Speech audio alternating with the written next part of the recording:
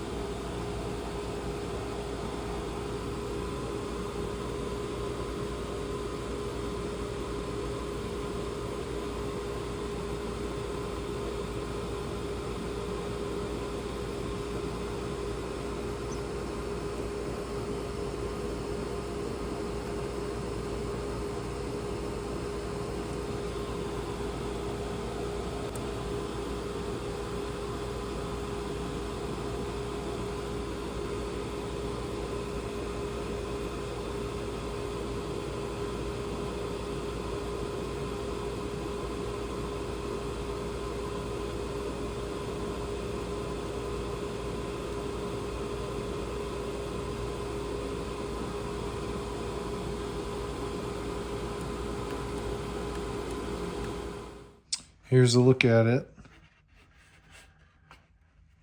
I suppose the downside to this is it's pretty ugly, but the positive side is it's typically you can hide it somewhere, just like in this case, it's a boot dryer.